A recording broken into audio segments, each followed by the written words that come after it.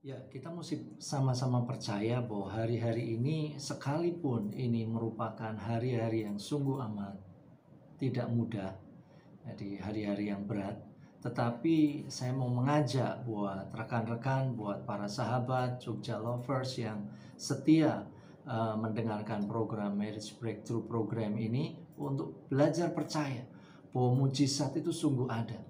Nah, pagi hari ini saya mau bagikan kenapa kok kita mesti percaya. Kenapa, apa sih alasannya? Sehingga kita harus percaya bahwa mujizat itu disediakan Tuhan bagi setiap kita. Saya akan mengawali bahwa adalah kehendak Tuhan supaya setiap kita itu makmur atau mengalami kelimpahan. Ada 4 poin yang saya mau bagikan. Poin yang pertama adalah Tuhan Yesus itu mau supaya kita menjadi kaya dan berkelimpahan. 3 Yohanes 1 ayat 2 katakan, "Saudaraku yang kekasih, aku berdoa semoga engkau baik-baik dan sehat-sehat saja dalam segala sesuatu, sama seperti jiwamu baik-baik saja." Di dalam terjemahan bahasa asingnya dikatakan, "Beloved, I wish above all things that thou mayest prosper and be in health, even as thy soul prospereth." Jadi Tuhan rindukan bahwa kita itu mengalami kemakmuran, kelimpahan. Adalah hasrat bagi Tuhan untuk memakmurkan setiap kita. Adalah hasrat bagi Tuhan untuk membuat kita berkelimpahan. Coba bayangkan dan coba kita renungkan apa yang terjadi dengan Ayub. Ayub itu punya waktu hidup dan dia punya proses. Tapi apakah proses itu sepanjang hidupnya? Tidak. Di ending prosesnya adalah pemulihan dikembalikan lagi 2 kali lipat. Kenapa? Itulah tipikal dari Tuhan, itulah kehendak Tuhan, itulah kerinduan hati Tuhan buat setiap kita. Bahwa dia rindu umatnya, umat tebusannya yang dia bayar dengan darah anaknya lewat kematian Yesus 2000 tahun yang lalu untuk apa? Untuk mengalami yang namanya kelimpahan. 2 Korintus pasal yang ke-8 ayat yang ke-9 menegaskan, "Karena kamu telah mengenal kasih karunia kita Tuhan Yesus Kristus, bahwa Ia yang oleh karena kamu menjadi miskin sekalipun Ia kaya, supaya kamu menjadi kaya oleh karena kemiskinannya." Salib itu tempat pertukaran. Semua kutuk diselesaikan di sana. Salah satu kutuk yang diselesaikan adalah kutuk kemiskinan. Jangan pernah percaya bahwa aku masih ada di rundung kutuk kemiskinan. Semenjak kita percaya kepada Yesus, maka sebenarnya kutuk itu diselesaikan di kayu salib oleh kematian Yesus. Dan selesai. Karena itu kita mesti percaya bahwa karena diselesaikan di kayu salib kutuk itu, maka kita menerima blessing yang ajaib yang dari Tuhan. Makanya itu tempat pertukaran.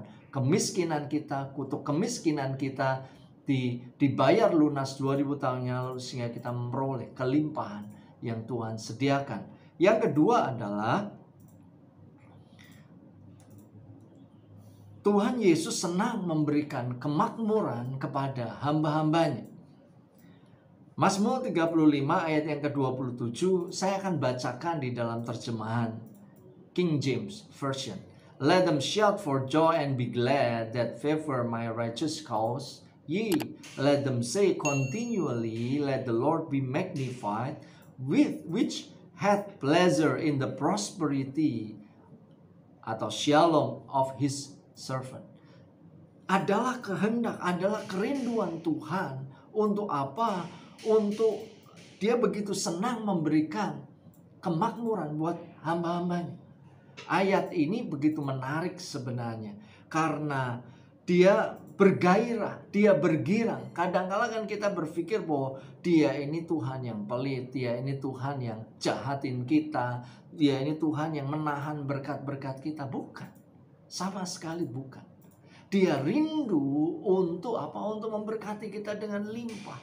Kisah anak bungsu di Lukas pasal yang ke-15 menjelaskan detik di mana anak bungsu itu kembali ke dalam pangkuan Bapa, apa yang dia lakukan? Dia buang semua identitas kemiskinannya, dia buang semua identitas kegagalannya, dia buang identitas kemelaratannya dengan diberikanlah jubah yang baru, cincin, berikan kasut, bahkan dipestakan. Dia katakan, aku mau ada sebuah pernyataan yang kuat yang ada di dalam hatimu bahwa kemakmuran adalah milik Bapa Surgawi. Jadi adalah kehendak Tuhan supaya kita makmur. Galatia 3 ayat 29 menegaskan yang ketiga, bahwa di dalam Kristus kita memiliki hak atas Abraham, atas berkat yang diberikan kepada Abraham. Abraham itu diberkati limpah, Abraham itu menjadi berkat buat banyak bangsa. Begitupun hidup kita. Tuhan rindu pada waktu kita percaya kepada Yesus, maka sebenarnya kita disebut sebagai keturunan Abraham seperti yang di Galatia 3 ayat 29. Dan jikalau kamu adalah milik Kristus, maka kamu juga adalah keturunan Abraham dan berhak menerima janji Allah. Apa janji Allah atas Abraham? Diberkati untuk memberkati. Saya mau cerita. Beberapa hari yang lalu ada satu WhatsApp di pagi hari setelah saya berdoa di kita punya jemaat kami punya doa PSBB, pemulihan sepenuhnya bangsa-bangsa. Hari itu Senin pagi saya mendapatkan tanggung jawab di jam 6 pagi. Setelah selesai tiba-tiba ada WhatsApp masuk. Dia katakan, "Kak, bisa nggak saya pinjem sejumlah uang?" Saudaraku, sejujurnya itu jumlah yang cukup lumayan. Saya mau katakan untuk saat ini belum lah, ya kan. Saya mengurangi untuk orang itu meminjam. Terlebih baik saya itu memberi daripada saya memberi pinjaman. Singkat cerita, saya mandi, saya nyampe rumah, saya mandi, saya ngobrol sama Roh Kudus di kamar mandi. Waduh, seandainya saya ini punya sejumlah itu, asik juga ya. Terlebih berkat memberi daripada menerima sebenarnya. Saya rindu untuk menjadi berkat buat orang itu. Saya rindu untuk mengalirkan blessing. Cuman itu jumlahnya lumayan. Jadi saya karena tidak ada berkat ujuk-ujuk yang lebih, saya nggak berani karena itu akan bisa mengacaukan yang kita sudah atur. Saya cuma berdoa seperti itu. Saya selesai mandi, lalu saya nganter istri saya untuk ngurusi di keuangan gereja di Kebang, lalu ketemu dengan Ibu Bendahara Utama, lalu mesti ke Kebang juga. Nah, di dalam perjalanan itu tiba-tiba istri saya katakan, itu nanti si anak saya yang besar tolong dikirimin uang segini itu ya. Nah, saya mau ya udah dikirimin aja. Lalu dia coba buka mobile banking BCA yang saya punya, dan dia katakan, "Wih, kok ada kiriman dari siapa ini?" Saya mau nggak tahu, wong jarang juga saya buka pakai mobile banking.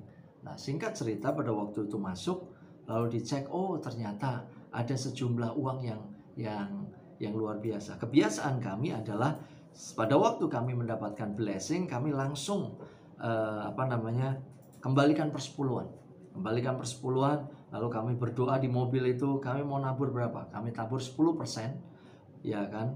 Untuk apa? Saya mau masukin aja dana misi. Tapi tiba-tiba Roh Kudus bicara di dalam hati saya, bukankah itu jumlah yang sama yang orang itu butuhkan? Lalu saya bilang sama istri saya, tunggu. Itu tadi ada satu orang yang membutuhkan sejumlah uang. Udah, tabur aja ke dia, kasih aja ke dia.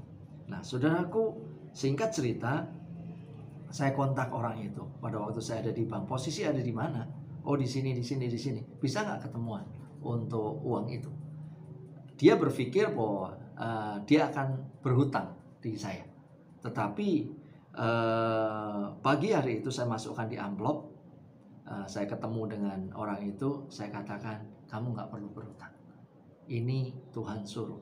Ada blessing ujuk-ujuk dan ini ajaib sekali. Saudaraku, saya merasakan sebuah kebahagiaan yang luar biasa pagi itu. Saya mau, wow, Ini toh yang dinamakan terlebih berkat memberi daripada menerima. Itulah blessing Abraham. Itulah panggilan yang diberikan kepada Abraham. Kita diberkati bukan stop sampai kita, tapi kita diberkati untuk memberkati. Kita diberkati untuk melepaskan berkat. Kita diberkati untuk mengangkat orang yang susah. Kita diberkati untuk apa? Untuk kita bisa melihat banyak orang itu diselamatkan. Apa yang salah dengan itu, saudaraku? Tidak ada yang salah sama sekali. Itu kerinduan Tuhan dan itu tipikal Tuhan sebenarnya. Karakter Tuhan, yaitu Dia rindu memberkati. Sehingga hidup kita bisa menjadi berkat buat banyak orang. Dan yang terakhir, yang keempat adalah bahwa Tuhan itu memberikan kekuatan kepada setiap kita untuk memperoleh kekayaan. Saya akan tutup dengan satu ayat, yaitu Ulangan 8 ayat 18. Tetapi haruslah engkau ingat kepada Tuhan Allahmu, sebab Dialah yang memberikan kepadamu kekuatan untuk memperoleh kekayaan dengan maksud. Maksudnya apa? Meneguhkan perjanjian yang diikrarkan dengan sumpah kepada nenek moyangmu yang seperti sekarang ini. Kita diberkati limpah supaya apa? Tujuan Tuhan adalah meneguhkan perjanjian yang diikrarkannya dengan sumpah. Perjanjian apa? Perjanjian Abraham itulah, yaitu hidup kita diberkati untuk memberkati banyak orang. Karena itu saya mengajak, mari kita ubah mindset kita, ubah cara pandang kita, ubah pengertian kita, sehingga kita tidak anti dengan berkat Tuhan, tetapi hidup kita terbuka dengan blessing yang daripada Tuhan, sehingga hidup kita menjadi alat yang ajaib untuk mengalirkan berkat Tuhan, sehingga kita lihat ada banyak orang yang diselamatkan dan mengenal Tuhan yang kita sembah. Tuhan Yesus memberkati.